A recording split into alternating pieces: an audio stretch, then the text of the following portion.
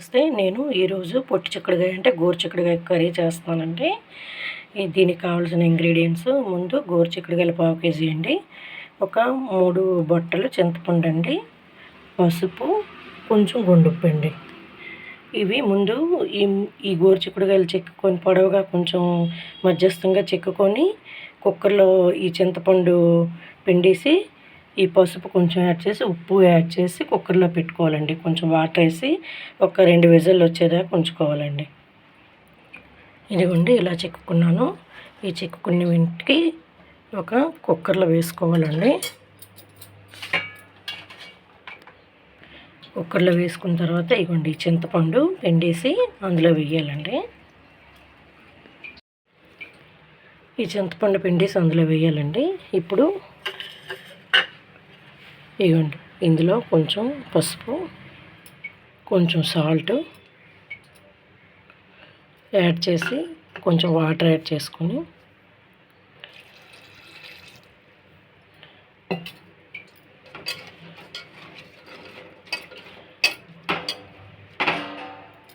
మూడు విజిల్లు వచ్చేదాకా ఉంచాలండి. సారీ అండి, 2 విజిల్లు వచ్చేదాకా ఉంచేసి స్టవ్ ఆఫ్ చేసేయాలండి. దీనికి ఉల్లి ముద్దకి ఎలా ప్రిపేర్ చేయాలన్నది ఉడికిన తర్వాత చెప్తానండి. ఇదిగోండి ఆ చిక్కుడుకాయకి మళ్ళీ చిన్న ఒక 2 పిక్కలంత చింతపండు ముందు ఆల్రెడీ యాడ్ చేసామండి ఉడికించినప్పుడు.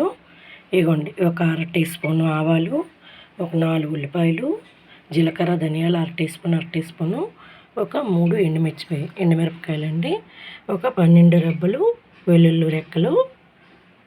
ఇవండి ఇప్పుడు మిక్సీ బౌల్లోకి కట్ చేసి ఉల్లిపాయలు వేసి మిక్సీ పట్టి తెస్తాను.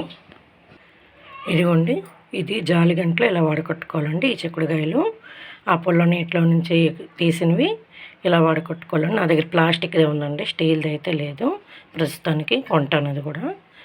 ఇప్పుడు ఇదిగోండి ఉల్లి ముద్ద రెడీ అయిపోయింది.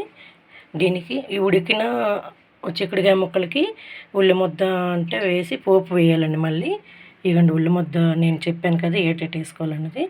ముందు దానికి తాలింపుకండి ఉల్లి ముద్ద అదే తపేలా పెట్టి తాలింపు వేసుకోవాలండి. సారీ అండి, ఒక బౌల్ పెట్టి పొయ్యి మీద బౌల్ పెట్టి తాలింపు వేసుకోవాలండి. ఈ అలవాట్లు మారట్లేదు. ఇదిగోండి తాలింపుకి ముందుగా ఆయిల్ వేసుకోవాలి, తర్వాత పోపులు అన్నీ 1 బై 1 వేసుకోవాలండి. ఆయిల్ వేద్దాం.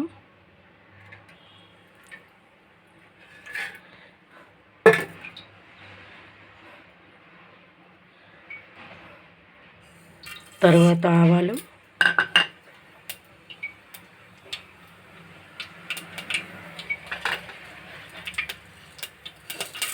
మినపగుళ్ళు,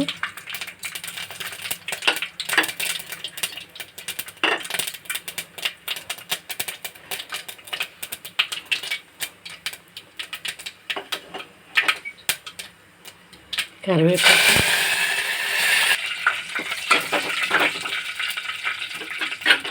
తర్వాత ఉల్లి ముద్ద,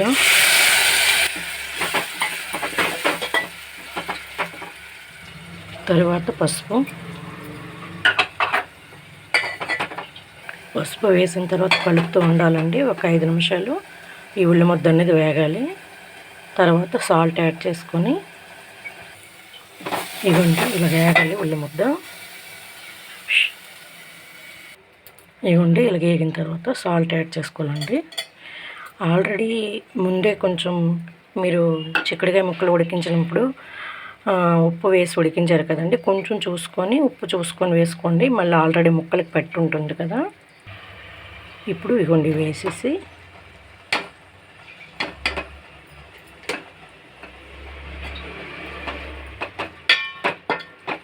వేసేసి కొంచెం వాటర్ యాడ్ చేయాలండి.